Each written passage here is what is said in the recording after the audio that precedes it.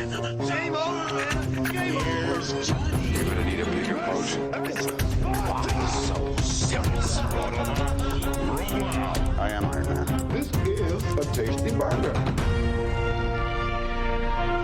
Welcome to the In Session Film Podcast. Welcome to this podcast review for September 16th, 2024, and I'm JD Duran.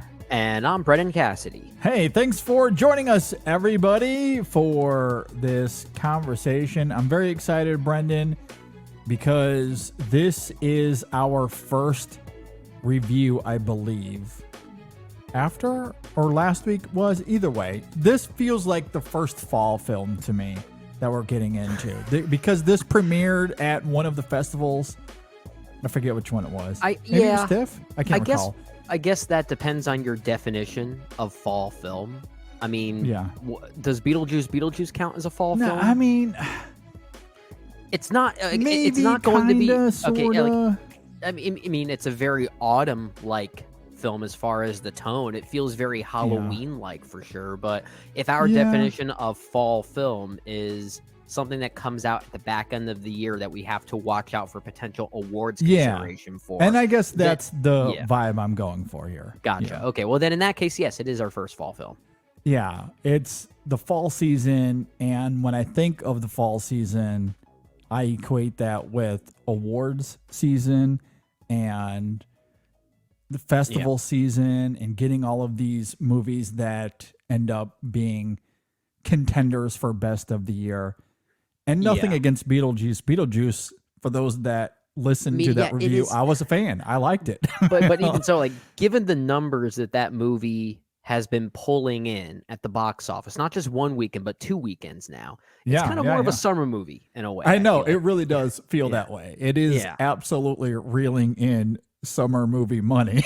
There's no doubt about that. But yeah, Beetlejuice, you can equate to the Halloween season and the fall. Sure. It certainly carries those vibes for sure. I don't think Will and Harper is going to pull similar box office. No, I don't foresee this film raking in the money, especially because it's going on Netflix. So we'll never see those kinds of numbers or even its streaming numbers. Who knows? But this is a documentary that premiered, I want to say at TIFF. I could be wrong about that. Maybe it was Telluride. Either way, it's been garnering some heavy praise, and I'm sure will be a contender for best documentary at the Oscars and all of the award shows this season. Yeah, it was Sundance is actually where it premiered at Sundance? It looks like it premiered at Sundance in January of 2024. Of course, I'm reading this off the Wikipedia page, and that's not always the most reliable source, but that was the quickest I could find in such short notice, just given this conversation. I don't really remember that. It's been a whirlwind of a year, and that was so long ago. I saw this really great post. I forget where it was. It may have been on Instagram of all things. It had this huge timeline of years all the way dating back to like 1970. And it said 1970 was 30 years ago. 1980 was 10 years ago. 1990 was also 10 years ago. 2000 was also 10 years ago. Then it gets like 2020. 2020 never happened. 2021 was 3 months ago. Where are we? It's like, you're right. Like time is just... A lot has happened. Too much has happened. Yeah, so much has happened. And the last few years, especially for whatever reason, I simply haven't paid attention to Sundance quite as much as, we'll say, the summer festivals in particular, and then the fall festivals. It just seems to be a little bit more irrelevant the last few years. But there certainly have been a few Sundance films this year that have really registered with me. So I don't know what that means as far as year-end stuff goes, but because wasn't Dee Dee a Sundance film? Yeah, that's what I'm thinking of. Yeah, that's certainly one that I was thinking of as well. Yeah, for sure. That's a great one. I, when it comes to Sundance, especially this year, I just, aside from Dee Dee, like I've always made that connection with Dee Dee, but outside of that, I don't know. I couldn't. What was it? Yeah. Sasquatch Sunset. I remember that one as well. Yeah, that's kind of an outlier, I feel like, because I feel like a lot of films that tend to get the quote unquote Sundance treatment, they all have similar vibes. Remember the movie Suncoast from earlier this year? That was a Sundance Yes. movie as well. Yeah, And yeah. I know it's sort of an ongoing uh, joke in a way to say a movie feels very Sundancey, right? And that is kind of I don't know if there's really much validity in that, but uh, some of those movies do carry similar vibes, and I think Will and Harper kind of does, and we'll certainly talk about that. Yeah. But some of these have been really good. Some of these have been really good that are worth talking about. Absolutely. And I look forward to talking about Will and Harper. I do know that at the very least it played at either Telluride or TIFF. Mm-hmm. And maybe I'm also associating it with that festival because TIFF. the trailer. It was TIFF. Yeah. TIFF. Okay. Because the trailer drops and there's a wave of hopefulness and eagerness, enthusiasm for the movie. And then it plays at TIFF. It gets a standing ovation. People are really responding to it. So I think the escalation of those two things just is so fresh in my mind that that's how I've associated that documentary. And I certainly forgot that it even played at Sundance, clearly. So kind of at any interesting rate. too, because we had this not just premiere earlier this year, but also playing at TIFF. Didn't Jason Reitman's Saturday Night also play at TIFF? Was that where that was? So we, in a think way, so, we sort of yeah. have two SNL related movies coming out this year, and this is certainly more indirect than that one is. But we'll certainly talk about Harper Steele and her relationship with SNL alongside Will Ferrell for sure. Yeah. But there are a lot of SNL alums in this experience. There is, absolutely. We'll certainly talk about it. So, at any rate, that's a long preamble to say that despite it supposedly premiering at Sundance, I have mostly associated this with TIFF and the fall And it's coming out season. this weekend as we're recording this. It's likely going to be an Oscars player for the documentary category. So to me, it felt like a fall film. Watching it, preparing for this conversation, we have transitioned to the fall season. That's what it felt like to me. Fair. A lot of words to get there. Yeah, I love this conversation. All right, let's get into this. Will and Harper. It is directed by Josh Greenbaum. It, of course, stars Will Ferrell and Harper Steele. If you are not familiar with Will and Harper, it is an intimate portrayal of friendship, transition, and America. Will Ferrell and his close friend of 30 years decide to go on a cross-country road trip to explore a new chapter in their relationship. As Brennan noted, I guess to be a little bit more specific there, Harper Steele was a writer for Saturday Night Live for quite a long time. Yep. And then she transitioned some years ago, and they decided to go on a road trip to discuss this new saga and their relationship. So with all of that said, Brennan, what did you think about Will and Harper? Thought it was a pretty sweet movie, really tender and sweet movie. And if you don't want to look at the sociopolitical iconography of it in a way, it's really just a great tale about two friends who still happen to have that love for each other despite these new circumstances that they're dancing around. I think the film is really interesting as it relates to transgender in America nowadays. I think it's really interesting in how it portrays the type of questions you don't really know if you should ask a person and the conversations that could ensue from that. But I think that's where the film is really intriguing and how it's able to break those barriers and really showcase that the friendship between these two hasn't really ever gone away, despite how Harper Steele now says that, her original name, Andrew, as she was referred to as when she was writing for SNL, that's her dead name, as she says. And it's a very intriguing way of looking at it. And sometimes the conversations they have are really intriguing. There are a few scenes in particular I do want to talk about, mostly because I think they're interesting conversation starters.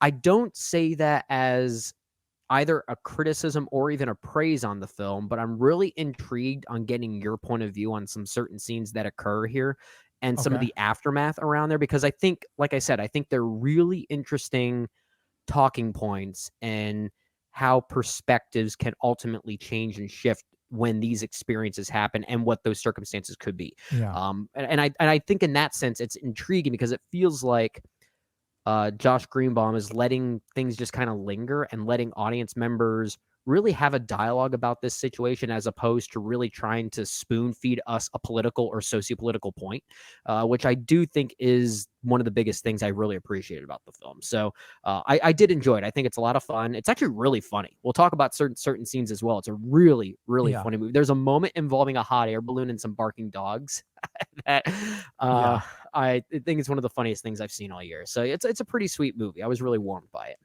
Yeah, I found it incredibly moving. It's one of the most heartfelt documentaries I've seen in a while. As you noted, it's very funny, as perhaps you would expect with those two, but I did laugh quite a bit throughout this film. The concept itself is also fascinating. The idea of wanting to show love and support to one of your very best friends who's transitioned, all while going on the very road trip that she had done for decades by herself, is a clever and poignant approach.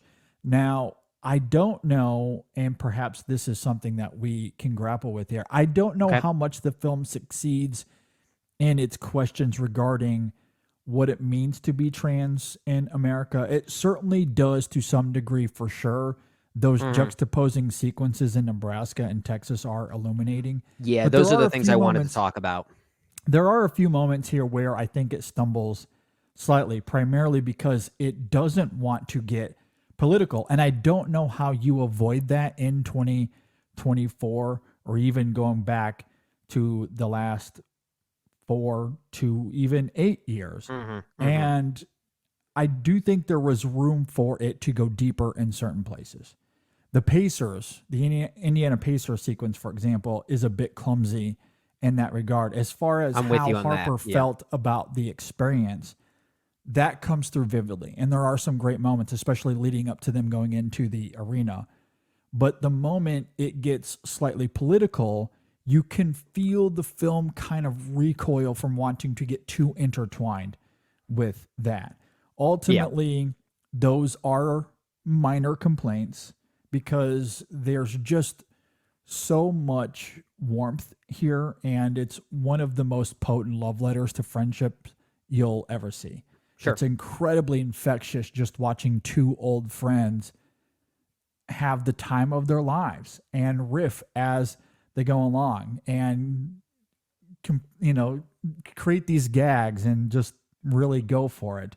I loved all of that, all while trying to grapple with, again, this new stage of their relationship and what that's going to be like moving forward. And so I ultimately, despite a few reservations here and there, I really quite like this film. Yeah, I will agree with you that the moment they go to a Pacers game and the aftermath, given the Indiana governor that they spoke with there and what his stances ultimately are, I know that's here for a reason because you kind of have to have that here, just given the circumstances of who they actually spoke with. But at times it does feel as though the film is maybe taking a step back. And I hate to say it feels scripted, but sometimes those are the moments where it almost feels like their dialogue isn't as natural as some of these other moments, where I think the movie is at its best in dissecting what it means to be trans in America. It's when Will asks Harper, "Oh, are you thinking about dating again? Who exactly are you going to be dating? Oh, are you actually going to get more physical augmentations done? What does that mean?" Yeah. So it's when he feels secure enough to open up and ask what could be seen as maybe taboo questions for someone who is transitioning. I think that's where the film is at its most interesting with regard to how it treats trans in America. And thankfully, it's mostly that, which is where my opening thoughts mostly reflected upon. But there are a few moments in between where it does address the political side of it that I'm with you. I don't think it goes far enough. At the same time, it does raise some interesting questions and conversational starters, especially with regard to the bar scene that occurs in Oklahoma, which I think is both the most troubling but also fascinating scene in the movie in some ways, because it's Harper trying to really, I guess, experiment with whether she can go to a place like this by herself. Because even Mhm. before, as Andrew, she would love to go to bars and meet people. And here she is in Oklahoma, this bar in Oklahoma that Mhm. literally has F Biden and Go Trump signs on it. And Yeah. for a while, she's able to actually engage in conversation with people, even though the movie is very deliberately playing with suspense. It's trying to make you think, Yeah. okay, will this go wrong? Will this go right? Uh-huh. But then you instantly bring Will Ferrell in, and having a presence like Will Ferrell kind of negates the whole possibility of it going awry, right? Because Mhm. you have this really powerful figure to back her up, and that's what people are going to latch onto. So, like, it's kind of a twofold thing because on one hand, you have the potential to address the sociopolitical side of this further, but does that then undermine it by having such a presence there that everyone knows Mm. that they're going to be distracted by? And I think it's kind of fascinating at also playing with maybe Will's own ignorance. Maybe that's why the moment at the Texas restaurant happens, and the aftermath of that is so devastating for them. So, like, there are interesting things. I guess I wish it would have committed to that a little bit more, to maybe Yeah. find some through line between the personal conversations and then the sociopolitical conversations, and maybe there's a slight disconnect in tying all those things together. Yeah, I agree, mostly agree with what you're saying there. Although the Oklahoma sequence in the bar, I do think is one of my favorite moments of the film Okay. because it is Harper wanting to expose herself Hmm. to see if that's something that she could do. Because Yeah. as we've noted, she's made this trip by herself many Hmm. times previously Sure. before transitioning. Yeah. And it's something that she wouldn't have even thought about twice previously. But Right. now that she's changed and she's become Harper, she does note to Will a couple of times, there are going to be moments on this trip I want to experience something on my own just to see what happens. And Hmm. that's the first time we see her do something by herself and we see Will outside, which that shot in and of itself is hilarious to me. The idea of Oh, sure. Yeah. Will Ferrell, one of the most famous comedian actors in the world, outside of some random bar by himself, just standing there. Like, it's just kind of a hilarious It's funny, but it's thought. also kind of sweet knowing that he does have his Yeah, best friends back, though. for Like, sure. there's a duality there for sure. Yeah, and you can see, like, even if, when we remove the context of how funny that is, Hmm. it is interesting to see him somewhat anxious there, right? Like, he's Hmm. pacing back and forth, or he's fidgety. He isn't sure what's happening on the inside. Hmm. For all he knows, it's a disaster. And Hmm. that has him worried. And you certainly see that on his face, which is Hmm. why, in the context of the film, it's ultimately an endearing moment for him. But the idea Yeah. of him, a celebrity like that, just in a random town, Oklahoma, is just kind of funny. Imagine if But that's how you run into Will Ferrell in real life when you're actually like, going to the yeah, bar and you're just yeah, walking rural Oklahoma, you're trying to go to your hometown bar and you look to your right, and all of a sudden Will Ferrell is just standing there by himself. Imagine what that would be like. in. I wonder if that That would be actually happened. crazy. If that actually happened, I wish I there don't was some know. B-roll footage of it. Unless, Maybe. all of the I don't patrons know. were already in the bar and no one was coming or going. Perhaps. Either way, in the context of the film, I think it's interesting because Harper goes in, she begins having conversations with these individuals, Hmm. and there really isn't much conflict. It actually Hmm. goes much better than she anticipated. And the fact Hmm. that the film doesn't try to contrive or manufacture conflict and delve into anything sociopolitical in that moment, I was kind of okay with that. And I think Hmm. it prolongs itself just enough because there is a significant amount of time where it's just Harper in the Hmm. bar interacting. And we get a couple of shots again of Will outside by himself. But Hmm. once things get to a point where she's like, okay, these people have accepted me, we're having a lot of fun, there's really no point in Will just standing outside by himself anymore. So then Hmm. they bring him in, and then people want to have fun because it's Will Ferrell. I thought that Sure. was the right moment, and they handled that with diligence. So I really liked that moment. I thought it was quite illuminating. The moment in Texas that you bring up, I'm at two minds with it because on Hmm. one end, there is Will's ignorance, Yeah. as you brought up, but I just don't think the film goes too far into why that was uncomfortable. We see some shots of it. Maybe it's the editing as well, because it's I think it's brisk. the execution. It just seems kind of It feels a easy little in clumsy way. to me. Yeah, and yeah. they don't really wrestle with it in the aftermath. We see images on screens, screenshots of people on Twitter complaining or mocking them that they're on this road trip in Texas, and it wasn't something that Will had anticipated.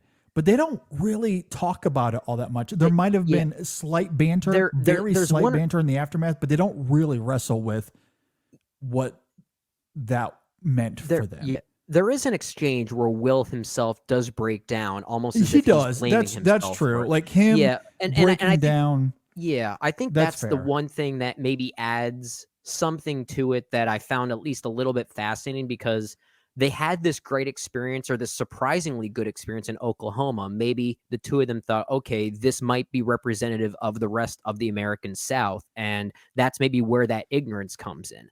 So I think the way that so there maybe it was is just the execution. I just I think found it it a is, little yeah. clumsy in execution. But Yeah. Will breaking down on it again in a vacuum, I do think and I think maybe it's because the conflict that arises simply comes in, again, those screenshots from Twitter coming on screen. We don't really experience it when we see them, like the actual footage of them in the restaurant and he's trying to eat the steak.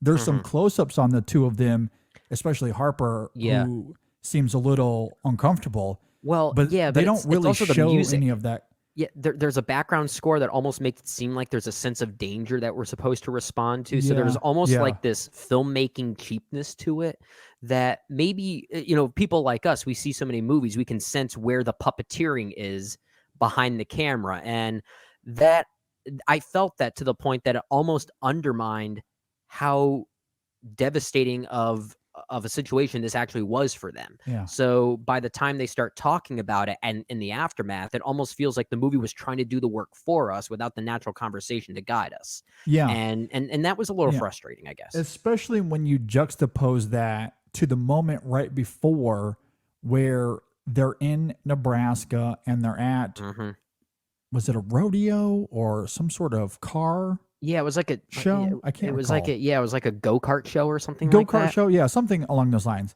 At any rate, Harper ends up having an interaction with some random father and son, and she explains why she's with Will. They're on this road trip, and he is very welcoming, very open and loving and respectful, and it takes Harper completely off guard.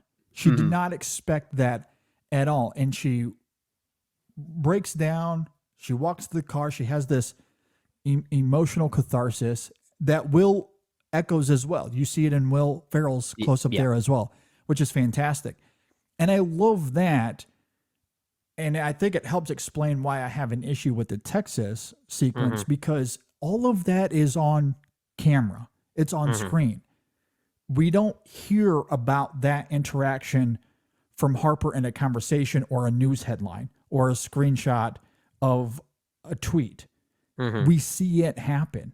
Yeah. Whereas the Texas moment, we don't really get that on camera. It's all told to us through screenshots. Yeah, And Will's breakdown, to be fair, Yeah. Will's breakdown. But I do think there's a big difference between the two. Well, I think one thing that maybe would have helped the Texas scene as it is, if there was maybe more of a, and I hate to say this because this is not a film, this is not a written experience, it's a documentary. But if Will and Harper themselves maybe had a conversation about the difference between when you're in person with people and how they'll actually be more vocal about things behind a computer screen and how that's the more violent aspect of it. I think that is an interesting idea to focus on, but I feel like the film is maybe missing that crucial element to have that be a defining point there. Because I do think that is crucial. That's what makes it a pretty interesting juxtaposition on paper when compared to the scenes in Oklahoma and that go-kart scene we're talking about, because there is physical interaction. And when you're behind a computer screen, it's much easier to bully someone for thinking a certain way. So we don't Yeah. really see it happen in Yeah. Texas, even though the movie's trying to make us think that we're supposed to sense it. But then what happens with those who maybe perceived it on the digital realm, like that's a very different world that's very vocal and angry and loud and mean. Uh-huh. I like that idea if that maybe was the idea it's going for, but I think to your point, the clumsily nature of how it's handled doesn't make it seem like that is the point the film is going for. And I in many ways maybe it becomes a missed opportunity of a point then. Absolutely. And ultimately, that's my slight frustration with the film at times. Again, I don't want to overly emphasize those criticisms because it is a very warm and endearing and courageous film. I love so much of what happens here, but I do think it was a missed opportunity to really delve into what it means to be trans, especially in certain parts of the country as we see them on this road trip. And again, I don't think it's terrible. I just feel like it's a little clumsy, if that makes sense. And there are a few It does, other yeah. moments throughout the film that are like that. I think of a moment of the two of them. I believe they're sitting on a beach somewhere and they're talking about their relationship and how some of it has, of course, changed. And it's starting to get into the heart of the matter. And Will is struggling to articulate how he feels about certain elements of it. Like we know that he's coming at this with love and just nothing but affection for Harper. But because he struggles to articulate himself at times, it just makes for, again, some clumsy moments that Well, yeah. it's a little awkward in terms of the exchanges. Now, I will say, I guess on the other side of that coin is it's Will simply being like, that's who he is. He's in the just an moment. awkward guy. Yeah. When it comes to There- the serious so- stuff, I mean, it's like when you see Adam Sandler give a very serious performance, it's almost like a completely different person, right? Yeah. I mean, you look at Will Ferrell in Stranger Than Fiction, it sometimes feels like a completely different person at times. So he engages in the real stuff in a different way.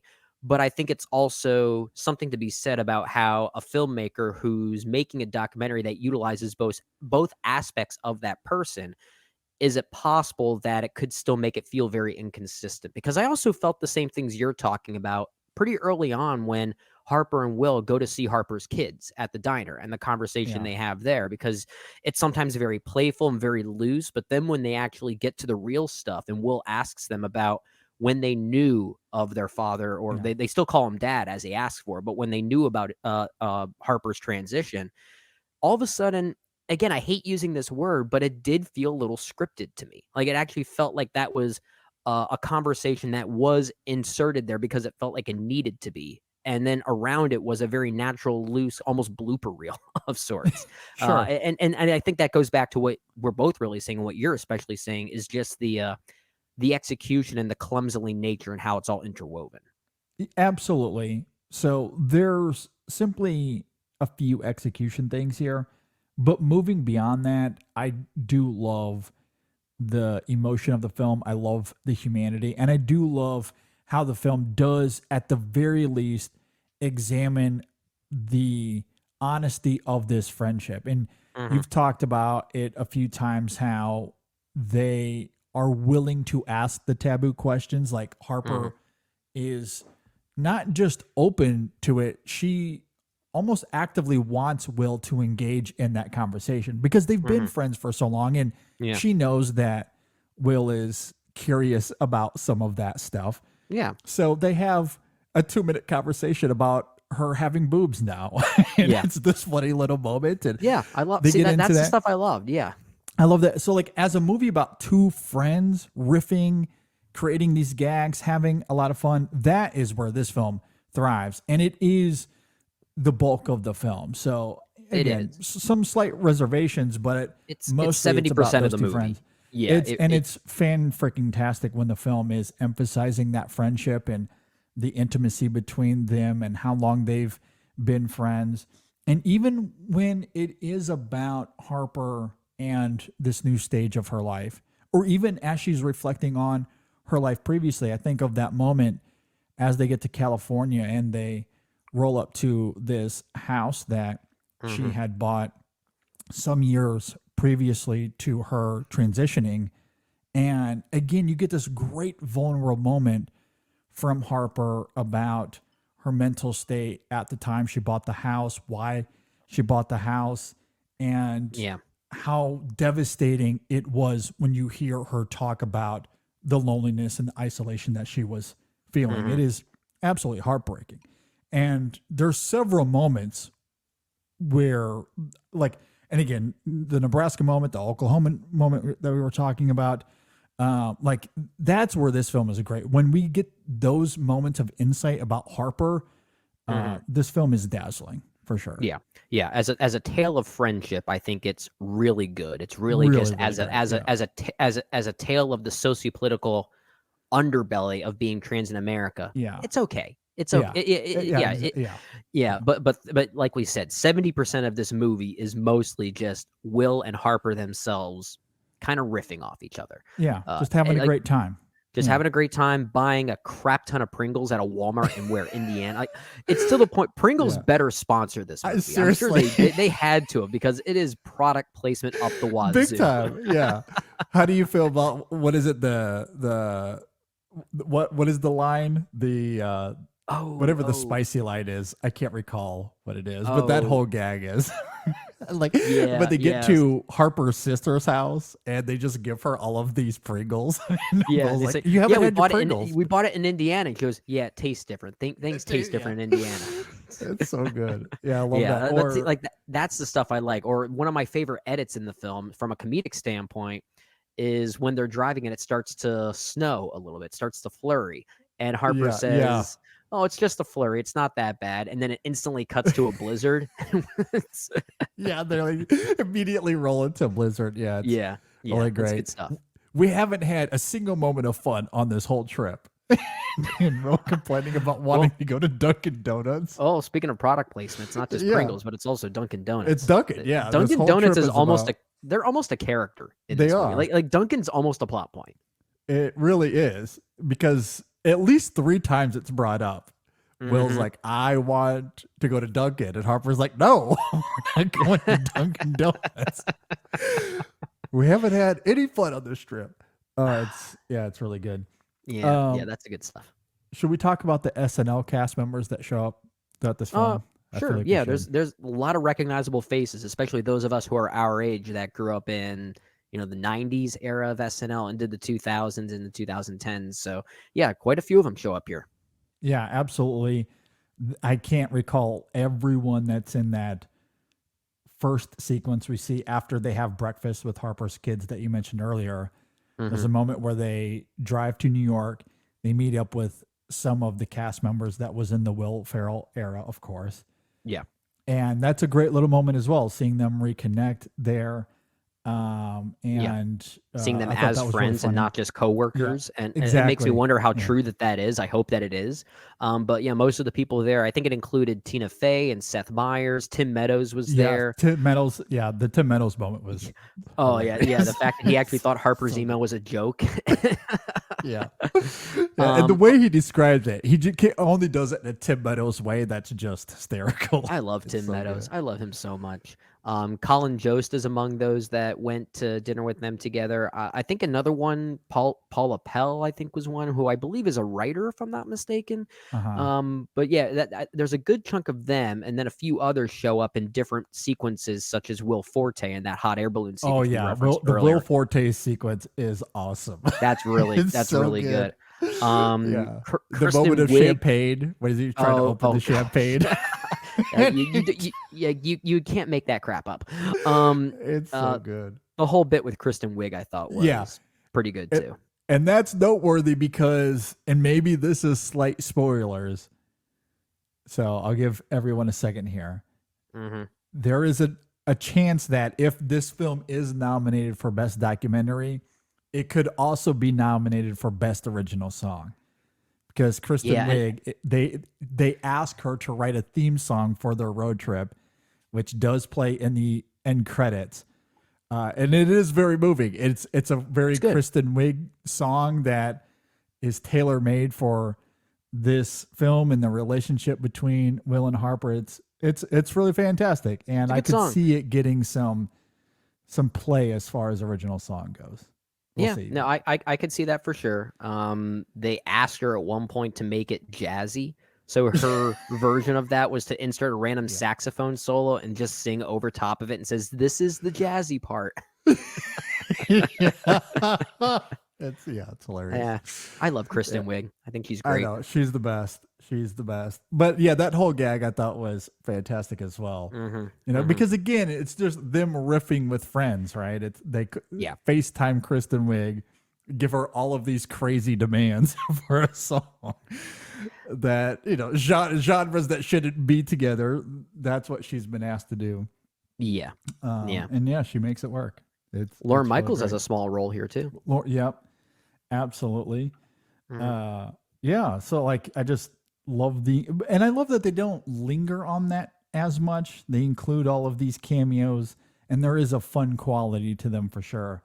But I do love that it's mostly about Will and Harper. Yeah, they don't overstay their welcome. Yeah, exactly. Yeah. Anything else? Any other final thoughts here on Will and Harper? Well, I'm trying to look up when this actually when this releases on Netflix, because it is one that we ultimately do recommend, and we want people to look out for it. So I think that's something we need to conclude our thoughts on here. I'm just trying to think of another. It is September 27th. It releases on Netflix. Okay, so I thought that was this coming weekend, but I guess it's 2 weekends from now is when it officially releases on Netflix. So I stand corrected there. Not this weekend, but next. Yeah. Yeah. There's a really sweet scene involving a unicycle. I'll simply say that. Yeah, the another final thought of mine. Sequence, that's fun. Yeah. Yeah. The Las Vegas dinner sequence is such a Will Ferrell moment. I think John is on to you. I think John is on. And I think what I like about the editing there is that, like, there's another version of this film where we see that reveal where the waiter has a moment and understands that it's Will Ferrell in costume, and I'm sure that came soon after. I'm sure that's there somewhere. Ends. Yeah, but I do love that the film avoids that, because then it becomes about something else. It becomes about Will Ferrell and his disguises, and I feel like it takes away from the moment where the way it's shot and edited, it's just about those two and why they're wanting to have this fancy dinner together as friends. So I really like that sequence because, again, it goes back to the heart of the film. Yeah. I'm with you. I'm with you on that. Decent soundtrack here too. We didn't really talk about that. Most of the scenes are intercut between various Americana themed songs, and some of them are pretty emotionally on the nose to the point that, okay, like I might think of them as a little bit cloying at times. There's one in particular involving a bunch of fireworks being shot off, and it's all done in slow motion to the song Holocene by Bon Iver, which is kind of one of those go-to songs that you put in movies to make people cry. So like, there are a few of them here and there, but most of them do kind of fit the like American road movie spirit in a way. When you hear Wildflowers by Tom Petty, it kind of just fits the mood perfectly. So I will at least give the soundtrack some credit for knowing its tonal place and not going too far with it. Yeah, absolutely. I really like the music for the most part. The other thing that I really liked about the film, and I do think this is a crucial element of it, is that in between getting from place to place, they're obviously in the car a lot.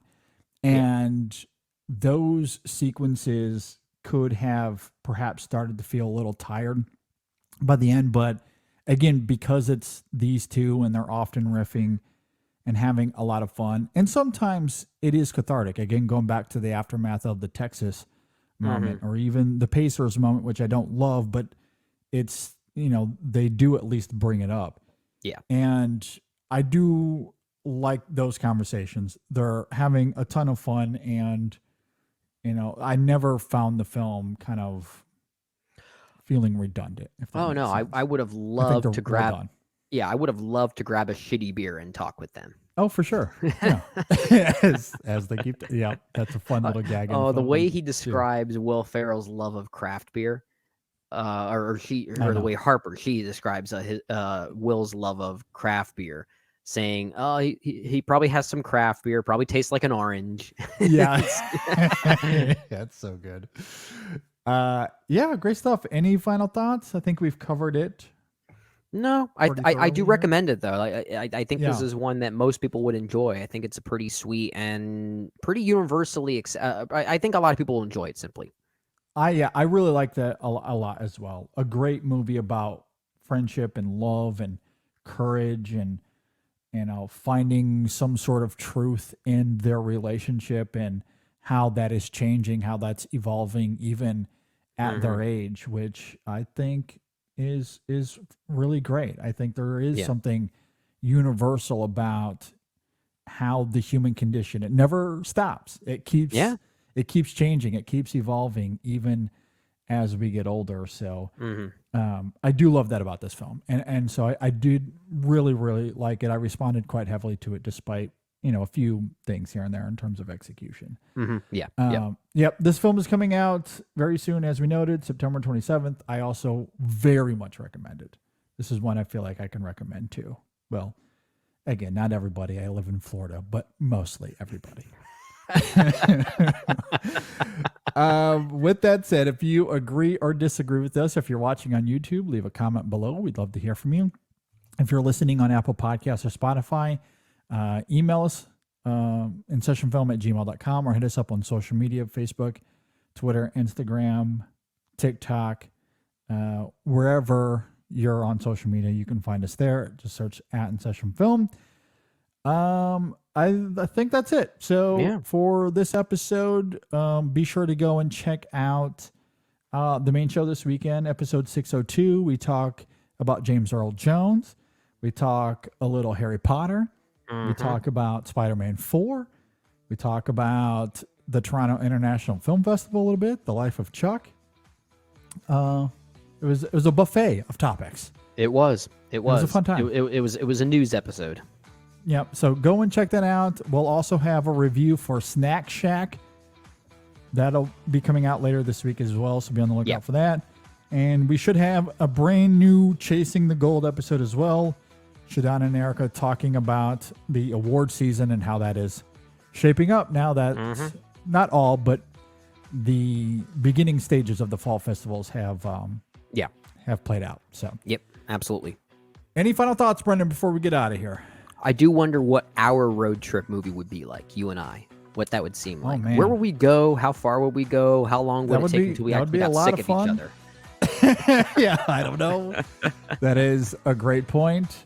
I would love that, though. If I could ever figure out the logistics of it, I think that would be a great time.